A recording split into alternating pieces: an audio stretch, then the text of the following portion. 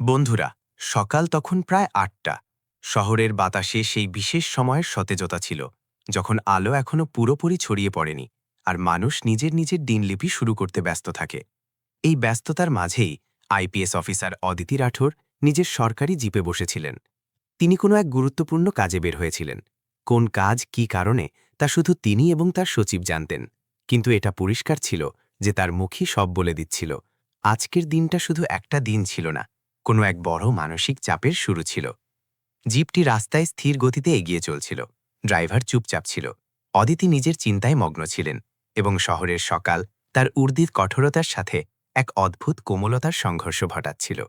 রাস্তায় লোক কম ছিল। অনেক শিশু স্কুলে যাচ্ছিল, অনেক দোকান খুলছিল, আর কোথাও কোথাও সকালের পরিষ্কার পরিচ্ছন্নতার কাজ শুরু হয়ে গিয়েছিল। অদিতি সাধারণত সকালের রাস্তায় খুব একটা মনোযোগ দিতেন না। আইপিএস অফিসার হওয়ার সুবাদে তার দুনিয়া ছিল সিদ্ধান্ত, ফাইল আর মামলা নিয়ে। রাস্তার ধারে কে সাফাই করছে, কে দোকান খুলছে, এইসব তার চোখের সামনে দিয়ে প্রায়ই চলে যেত, মনের মধ্যে কোনো জায়গা না করেই। কিন্তু সেই সকালে কিছু একটা আলাদা ছিল। জিপটি একটি বড় মোড়ে এসে ধীর হল। ট্রাফিক খুব একটা ছিল না, কিন্তু সামনে হালকা জ্যাম ছিল। ড্রাইভার ব্রেক চাপল, আর অদিতির নজর হঠাৎই জানলার বাইরে চলে গেল, যেন কোনো এক অদেখা ডাক তার মনোযোগ কেড়ে নিল। রাস্তার ধারে বেশ কিছু সাফাই কর্মী ঝাড়ু দিচ্ছিলেন। তাদের মধ্যে একজন লোক একটু আলাদা ছিল। সে সাধারণ সাফাই কর্মীর মতোই শুধু নিজের কাজ করছিল, দাঁড়িয়ে ঝাড়ু দিচ্ছিল, ধুলো এক জায়গায় জমা করছিল। কিন্তু তার চলার ভঙ্গি, তার ক্লান্তি আর ঝাড়ু দেওয়ার ধরন এমন কিছু ছিল যা অদিতিকে এক অদ্ভুত অস্থিরতায় ভরিয়ে দিল। তিনি মাথাটা একটু ঘোরালেন। জিপের জানলা দিয়ে ঝোঁকে নয়, শুধু হালকা মুখ ঘুরিয়ে দেখা। ওই লোকটির মুখ পরিষ্কার দেখার জন্য এটুকুই যথেষ্ট ছিল। আর তারপরেই অদিতির নিঃশ্বাস এক মুহূর্তের জন্য থমকে গেল। চেহারাটা সেই একই ছিল। একটা কণ্ঠস্বর তার ভেতরে প্রতিধ্বনিত হতে লাগল, পুরনো, চাপা পড়া, ঘুমিয়ে থাকা, কিন্তু আজ এক তীব্র বিদ্যুতের মতো ফিরে এলো। ওই লোকটি ছিল রাজন। সেই রাজন যাকে তিনি একসময় নিজের স্বামী বলে ডাকতেন। সেই রাজন যার থেকে তিনি বিবাহ বিচ্ছেদ নিয়ে নিজের জীবনের নতুন দিশা ঠিক করেছিলেন। সেই রাজন যার অতীত এখন পর্যন্ত কোনো এক বন্ধ ঘরের মতো বন্ধ ছিল। কিন্তু এই সকাল শহরের রাস্তা সেই ঘরটি খুলে দিল। রাজন দাঁড়িয়ে শান্তভাবে ঝাড়ু দিচ্ছিল। কোনো তাড়া নেই, কোনো অভিযোগ নেই, কোনো শব্দ নেই। শুধু ধুলো উড়ছিল, ঝাড়ু চলছিল, আর তার মুখ ছিল ভাবলেশহীন, যেন জীবন তাকে সব আশা থেকে রিক্ত করে দিয়েছে। অদিতির বুক ভারী হতে লাগল। তার মনে হলো যেন বুকের ওপর কেউ এক অদৃশ্য পাথর রেখে দিয়েছে। তিনি রাজনকে ডাকতে চাইলেন, কিন্তু গলা দিয়ে কোনো স্বর বেরোল না। তিনি ড্রাইভারকে বললেন, গলাটা খুব ধীরে কাঁপছিল, গাড়ি থামাও। ড্রাইভার তৎক্ষণাৎ ব্রেক কষল। সে বুঝতে পারল না কি হয়েছে, কিন্তু আইপিএস অফিসারের কণ্ঠে যে অস্থিরতা ছিল তা সে আগে কখনো শোনেনি। অদিতি ধীরে ধীরে জিপের দরজা খুলে নামলেন। তার পা ভারী হয়ে আসছিল, বুক কাঁপছিল, আর চোখ রাজনের ওপর স্থির ছিল। রাজন ঝাড়ু থামিয়ে শুধু এক মুহূর্তের জন্য মুখ তুলল, অদিতির দিকে তাকালো। তাদের মাঝে এক দীর্ঘ নীরবতা নেমে এলো, এতটাই ভারী আর গভীর যে চারপাশের সব আওয়াজ অদৃশ্য হয়ে যাচ্ছে বলে মনে হলো। রাজনের চোখে কোনো প্রশ্ন ছিল না, কোনো রাগ ছিল না, কোনো কটাক্ষ ছিল না। সে অবাকও হলো না। সে শুধু হালকা মাথা নোয়ালো, যেন কোনো এক উচ্চপদস্থ অফিসারকে সম্মান দিচ্ছে। সেই নারীকে নয়, যার সাথে সে 7 বছরের দাম্পত্য জীবন কাটিয়েছিল। অদিতি ভেতর থেকে ভেঙে পড়লেন কোনো শব্দ ছাড়াই। তিনি অনুভব করলেন তাদের মাঝে যে সম্পর্ক একসময় আগুনে পুড়ে ছাই হয়ে গিয়েছিল, তার অবশিষ্টাংশ আজও হৃদয়ে রয়ে গিয়েছে। আর সেই ছাই আজ হঠাৎ ধোঁয়া হয়ে তার নিঃশ্বাস ভারী করে তুলছে। রাজন আবার ঝাড়ু তুলে নিল, যেন তার দুনিয়ায় অদিতির উপস্থিতির এখন আর কোনো মানে নেই। যেন সে নিজের জীবনের সেই লড়াইয়ে ফিরে গেল যা সে একাই লড়ছিল, কোনো অভিযোগ ছাড়া, কোনো আশা ছাড়া। অদিতি এক পা এগিয়ে গেলেন। তার ঠোঁট কাঁপছিল, কিন্তু তারপর তিনি থেমে গেলেন। কি বলবেন, কিভাবে বলবেন, কোন অধিকারে বলবেন? তিনি অফিসার ছিলেন, কিন্তু এই রাস্তায় দাঁড়িয়ে থাকা লোকটির কাছে তিনি তখনও তার স্ত্রী ছিলেন, আর এই সত্য তার হৃদয়ের ভেতরটাকে নাড়িয়ে দিচ্ছিল। জিপের পেছনে দাঁড়িয়ে থাকা এক সিপাই তাকে ডাকল, ম্যাম, দেরি হয়ে যাচ্ছে। অদিতি শুনলেন, কিন্তু জবাব দিলেন না। তার চোখ তখনও রাজনের উপর টিকেছিল, এমন এক দৃষ্টি যেন কোনো মানুষ নিজের অতীতকে চোখের সামনে এমনভাবে দাঁড়িয়ে থাকতে দেখছে যে শরীর বর্তমানে থাকলেও আত্মা কোনো পুরনো সময়ে ফিরে গিয়েছে। ড্রাইভার আর সিপাই একে অপরের দিকে তাকালো। তারা বুঝতে পারছিল না ম্যাম এভাবে কেন দাঁড়িয়ে পড়েছেন, কিন্তু অদিতির কাছে সেই মুহূর্তে চাকরি, দায়িত্ব, উর্দি সবকিছু হঠাৎ পেছনে পড়ে গিয়েছিল।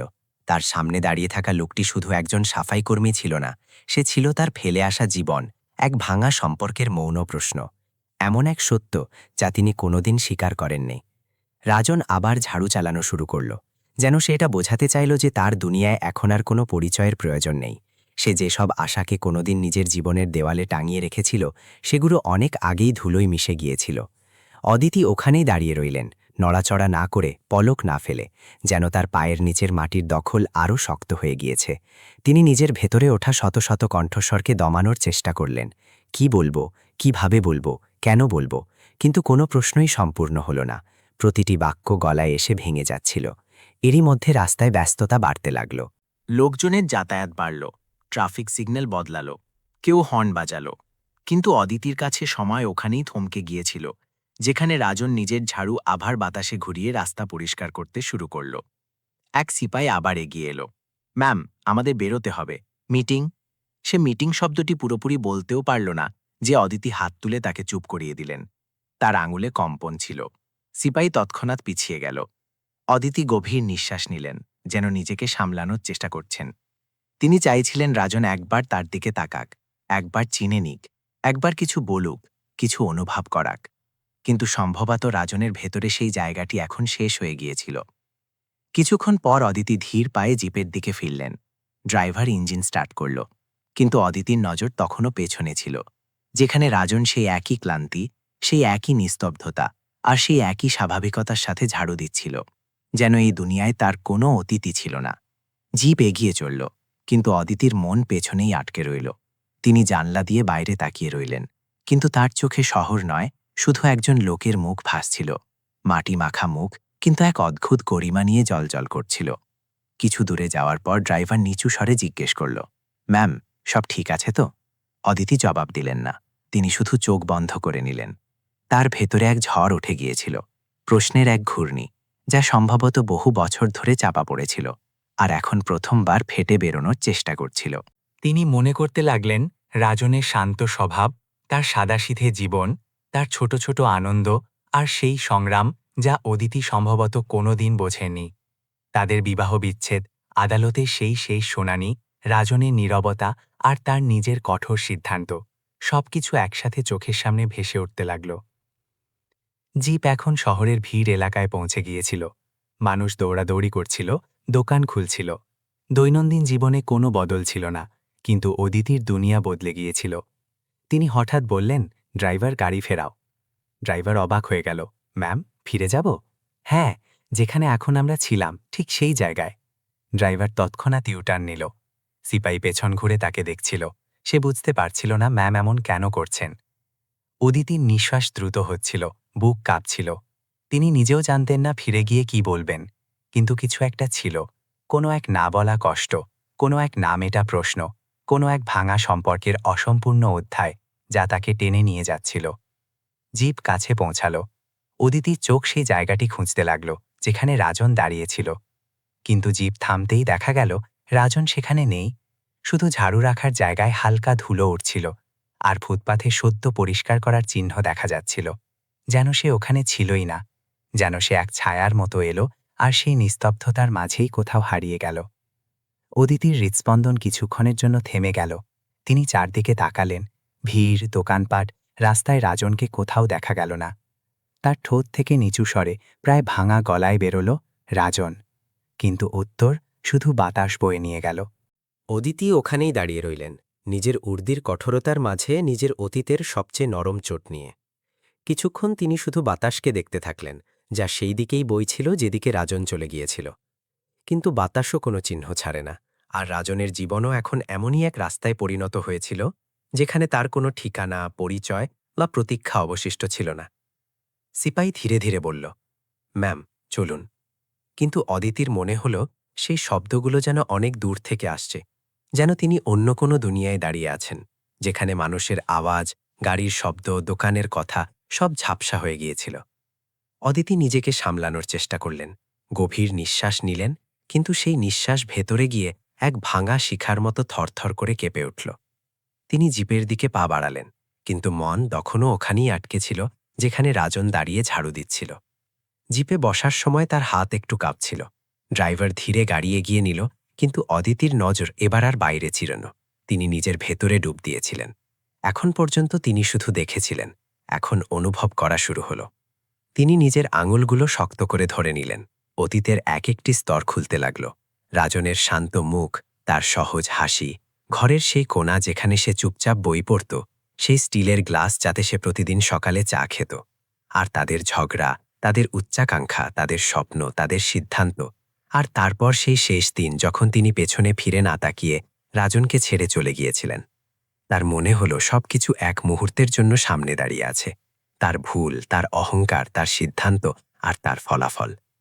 গাড়ি এখন শহরের ঘিঞ্জি আউসে ছিল, কিন্তু অদিতির চোখ শুধু শূন্যতা দেখছিল। ড্রাইভার অবশেষে সাহস জুটিয়ে জিজ্ঞেস করল, ম্যাম, আমরা কি সদর দপ্তরে যাব নাকি অন্য কোথাও? অদিতি ধীরে বললেন, থানায় চলো। গলার স্বরে নির্দেশের শক্তি ছিল না, বরং ছিল এক ক্লান্ত মানুষের কম্পিত স্বর। থানায় পৌঁছানোর পর সব অফিসার তাকে স্যালিউট করলেন। ফাইল এগিয়ে দেওয়া হলো, মিটিংয়ের আলোচ্য বিষয় জানানো হলো। কিন্তু অদিতি অনুভব করলেন যে তার চোখ ফাইলের উপর টিকছে না, তার মন নির্দেশের দিকে যাচ্ছে না। সবকিছু ঝাপসা ছিল। প্রতিটি দৃশ্যের পেছনে একটি ছবি ভাসছিল, রাজন ঝাড়ু দিচ্ছে।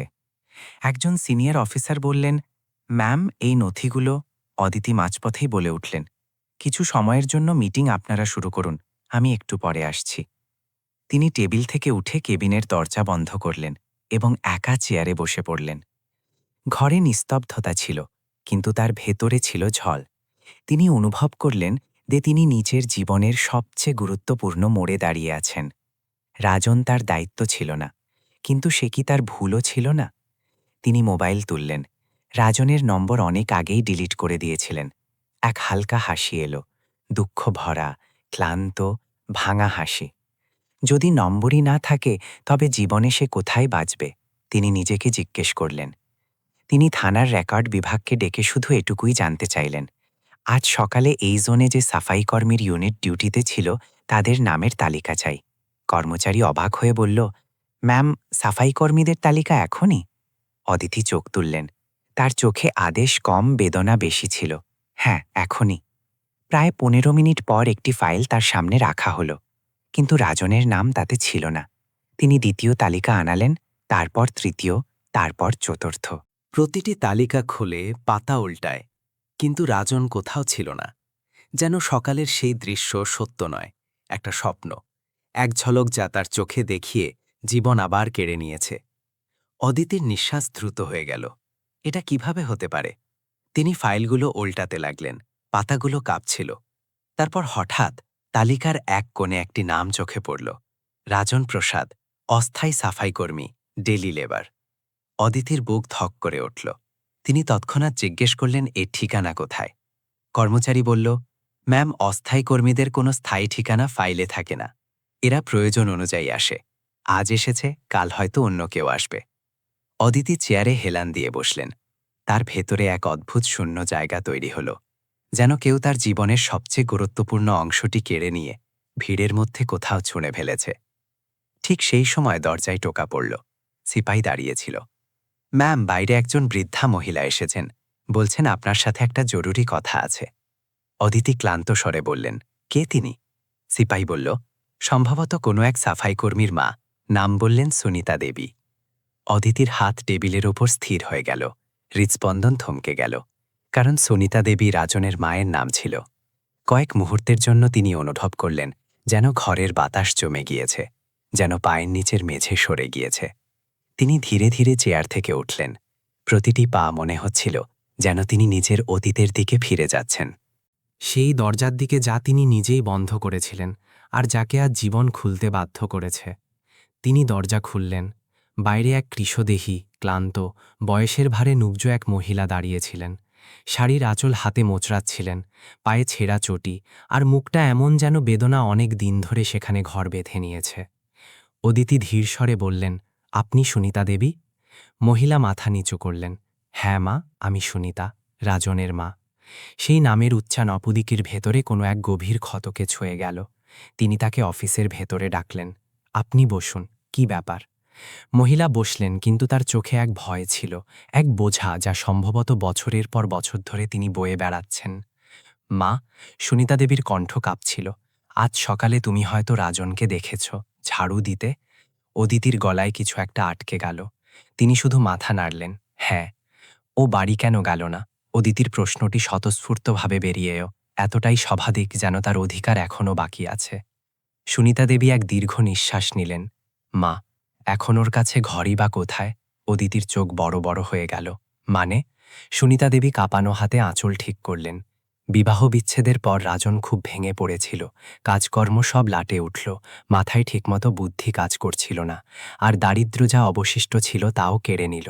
ভাড়া দিতে না পারায় বাড়িওয়ালা তাড়িয়ে দিয়েছে। 6 মাস ধরে এখানে সেখানে মজুরি করছে, কখনো সাফাই, কখনো লোডিউ, কখনো অন্য কিছু। কিন্তু ওর সেই মনটা, মা, সেই মনটা যেন এখন আর কোথাও দেখা যায় না। অদিতির পুরো অস্তিত্ব কেঁপে উঠল, তার নিঃশ্বাস ভারী হতে লাগল। রাজন, যাকে তিনি ভেবেছিলেন নিজের জীবন থেকে বেরিয়ে গিয়ে কোথাও নিজের দুনিয়া বানিয়ে নেবে, সে এই অবস্থায় ছিল। সুনিতা দেবী আরও বললেন, ও তোমার সাথে দেখা করতে চায় না মা, তোমার নাম নিলেই চুপ হয়ে যায়, বলে ও এখন আর তোমার যোগ্য নয়। অদিতির চোখ তৎক্ষণাৎ ভিজে গেল। তিনি দ্রুত মুখ অন্যদিকে ঘুরিয়ে নিলেন, যাতে বৃদ্ধা মা তার দুর্বলতা দেখতে না পারেন।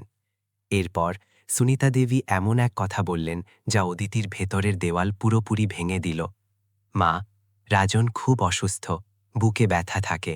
ডাক্তার বলেছে বিশ্রাম নিতে, কিন্তু ওর পেট তো বিশ্রামে ভরে না। কাল রাত থেকে খুব জ্বর, আর ওষুধ কেনার টাকা ছিল না। আজও 7 সকালে কাজে এই কারণেই এসেছে, কারণ আজ যদি ও ছুটি করত, তবে আজকের দিনের খাবারও জুটত না। অদিতির মনে হল যেন পুরো পৃথিবী এক মুহূর্তেই ভেঙে পড়ে গেল। রাজন একদিনের খাবার জুটবে না এই ভয়ে অসুস্থ অবস্থায় কাজ করছিল। সেই লোকটা যে কোনোদিন তাকে নিজের অংশের বড় টুকরোটা খাইয়ে দিত যাতে তিনি ক্ষুধার্ত না ঘুমান, সেই লোকটাই এখন নিজের জন্য খাবার জোগাড় করতে পারছে না। অদিতির চোখ দিয়ে অশ্রু ঝরে পড়ল, কোনো শব্দ ছাড়াই, যেন কোনো শুকিয়ে যাওয়া বাঁধ হঠাৎ ভেঙে পড়েছে। তিনি তৎক্ষণাৎ বললেন, ও এখন কোথায়? সুনিতা দেবী বললেন, ফুটপাথের পেছনে সেই ফাঁকা বস্তিতে যেখানে মজুররা থাকে, ওখানেই শুয়ে আছে। যেতে মানা করেছিল, বলেছিল যে আমাকে ছেড়ে গিয়েছে সে এখন আমাকে দেখে কি করবে। এই শব্দগুলো অদিতির ভেতরে বিঁধে গেল। তিনি এক পলক দেরি না করে জিভ বের করলেন, সুনিতা দেবীকে সাথে বসালেন, আর সেই জায়গার দিকে রওনা হলেন যেখানে রাজন নিজের জীবনের শেষ টুকরোগুলোর সাথে লড়াই করছিল। জিপ যখন সেই বস্তি এলাকায় পৌঁছাল, অদিতি নামার সময় কাঁপছিলেন। একজন আইপিএস অফিসার যিনি প্রতিদিন হাজারো সিদ্ধান্ত নেন, আজ একজন মানুষের সামনে নিজেকে বড় অসহায় বোধ করছিলেন। তারপর তিনি তাকে দেখলেন। বস্তির ভেতরে এক ছেঁড়া গদির উপর শুয়ে আছে রাজন, যার শরীর জ্বরে পুড়ে যাচ্ছিল, আর নিঃশ্বাস ছিল ভারী। সে অদিতিকে দেখল, প্রথমে অবিশ্বাস, তারপর অস্থিরতা, আর শেষে এক গভীর নীরবতা। সে বসার চেষ্টা করছিল, কিন্তু অদিতি দৌড়ে তার কাছে গেলেন আর বলে উঠলেন, উঠো না প্লিজ, উঠো না রাজন। রাজন ওখানেই থেমে গেল। তার চোখে এমন এক ভাব ছিল যেন সে বুঝতে পারছে না এটা স্বপ্ন নাকি সত্যি। অদিতি তার পাশে মাটিতে হাঁটু গেড়ে বসে পড়লেন। তার উর্তি ধুলো মাখা হয়ে গেল, কিন্তু তার তাতে ভ্রুক্ষেপ ছিল না। তার কণ্ঠস্বর ভাঙা ছিল। রাজন, তুমি আমাকে জানালে না কেন? তুমি এই অবস্থায় কিভাবে বাঁচছ? আমি তোমাকে এভাবে দেখতে পারছি না। রাজন ধীরে বলল, অদিতি, তুমি আমার জীবনের নোংরামিতে কেন আসবে? তুমি আইপিএস অফিসার, আর আমি শুধু একজন সাফাই কর্মী। অদিতির কান্নার বাঁধ ভেঙে গেল। তিনি রাজনের হাত ধরে ফেললেন। আমার ভুলই তোমাকে এখানে পৌঁছে দিয়েছে, আর আমার জীবন, আমার উর্তি, আমার সাফল্য সবই বেকার যদি তুমি এই অবস্থায় থাকো। রাজনের চোখ ভরে এলো। সে বলার চেষ্টা করল, তোমার চলে যাবার পর আমি বাছাই ছেড়ে দিয়েছিলাম অদিতি। অদিতি কাঁদতে কাঁদতে নুয়ে পড়লেন, আর প্রথমবারের মতো এক রাস্তা পরিষ্কার করা কর্মীর সামনে একজন আইপিএস স্ত্রী সত্যিই নুয়ে পড়লেন। কোনো অহংকার নেই, কোনো উর্দি নেই, কোনো প্রতিপত্তি নেই, শুধু একজন নারী নিজের ভুলের সামনে হাঁটু গেড়ে ভেঙে পড়েছিলেন। তিনি বললেন, রাজন, চলো বাড়ি যাই আমার সাথে, আমি সব ঠিক করে দেব, শুধু তুমি ওঠো। রাজন কাঁপানো ঠোঁটে জিজ্ঞেস করল, এখনও কি আমার জন্য জায়গা আছে তোমার জীবনে? অদিতি না ভেবেই জবাব দিলেন, আমার প্রতিটি নিঃশ্বাসে তুমি আছো রাজন, শুধু তুমি সেখানে যাওয়া ছেড়ে দিয়েছিলে। রাজনের মুখে প্রথমবারের মতো এক হালকা হাসি ফুটে উঠল, ভাঙা, ক্লান্ত, কিন্তু আশায় ভরা। অদিতি তাকে সাহারা দিলেন, নিজের বাহুতে জড়িয়ে ধরলেন আর জিপের দিকে নিয়ে গেলেন। ভিড় দেখল একজন আইপিএস অফিসার এক সফাই কর্মীকে এমনভাবে তুলে নিচ্ছেন যেন সে তার কাছে কোনো পদের কারণে নয়, বরং মনের টানে জড়িয়ে আছে। আর সেদিন সবাই একটা কথা অনুভব করল, মাঝে মাঝে মানুষ নিজের সবচেয়ে বড় জয় নিজের সবচেয়ে গভীর হারের সামনে নতি স্বীকার করেই পেতে পারে। বন্ধুরা, কোনো মানুষের দাম তার কাজ, টাকা বা অবস্থা দিয়ে মাপা যায় না। মাঝে মাঝে যাকে আমরা পিছনে ফেলে আসি, সেই আমাদের জীবনের সবচেয়ে বড় ভিত্তি হয়। আর অহংকার আমাদের থেকে সেই জিনিসগুলো কেড়ে নেয় যা পাওয়ার জন্য আমরা সারা জীবন আকুল হয়ে থাকি। কাহিনীটি আপনার ভালো লাগলে কমেন্টে লিখে আপনার ভালোবাসা জানান। পরবর্তী আবেগময় কাহিনীর জন্য আমাদের সাথে থাকুন।